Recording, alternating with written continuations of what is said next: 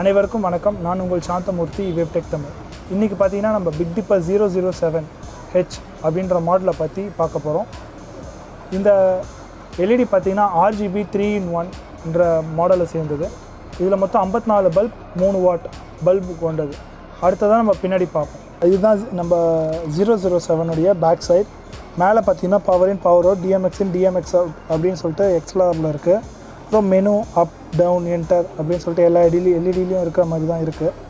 இப்போது இந்த DMX 512 அப்படின்றது 512 மொத்த வேல்யூ. ஆக்சுவலாக இந்த டீன்ற ஆப்ஷனில் பார்த்தீங்கன்னா 3 சேனல் தான். ஃபஸ்ட் சேனலில் ரெட், செகண்ட் சேனலில் க்ரீன், தேர்ட் சேனலில் ப்ளூ, இப்படி தான் இது ஒர்க் ஆகும். அடுத்ததாக பார்த்தீங்கன்னா ஏன் இருக்குது. இதில் பார்த்தீங்கன்னா மொத்தம் 7 சேனலில் ஒர்க் ஆகும். அதாவது ஃபஸ்ட்டில் மாஸ்டர், ரெண்டாவதில் ரெட், மூணாவதில் க்ரீன், நாலாவதில் ப்ளூ, அஞ்சாவதில் ஸ்டாப், ஆறாவதில் எஃபெக்ட், ஏழாவதில் எஃபெக்ட் ஸ்பீடு. அடுத்ததாக பார்த்தீங்கன்னா ரெட். இது வந்து ஆனுவலாக நம்ம நம்பர் செட் பண்ணுறதுக்காக ரெட். மொத்தம் 255 வரைக்கும் நம்ம செட் பண்ணிக்கலாம் ரெட். அதுக்கப்புறம் க்ரீன், அடுத்ததாக ப்ளூ. ஓகேங்களா, நம்ம எவ்வளோ நம்பர் தேவைப்படுமோ செட் பண்ணிவிட்டு சேவ் பண்ணிக்கலாம். அடுத்ததாக பார்த்தீங்கன்னா FHன்ற ஒரு ஆப்ஷன் இருக்குது. இந்த FHனா ஃப்ளாஷ்.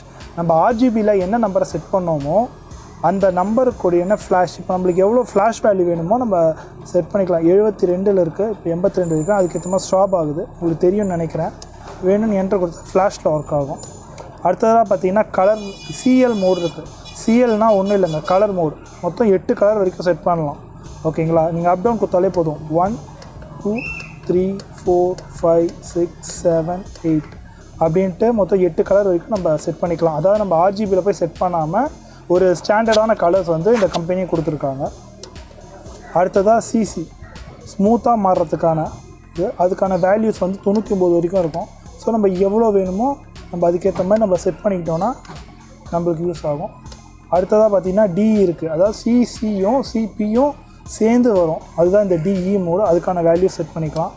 அடுத்தது CP. இது வந்து டக்குன்னு நம்பர் மாறுறதுக்காக அதோட ஸ்பீடும் நம்ம சேவ் பண்ணிக்கலாம். ஓகேங்களா. அடுத்தது SUனா சவுண்ட் மோட்.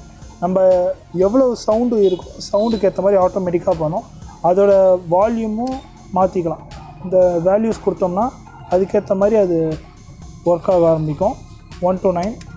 அவ்வளோதாங்க இந்த எல்இடியோட பேக் சைடு. ரொம்பவே ஒரு சிம்பிளான எல்இடி, கொஞ்சம் ஸ்பெசிஃபிகேஷன்ஸும் அதிகமாக இருக்குது. அடுத்ததான் நம்ம ரிவ்யூ பார்ப்போம்.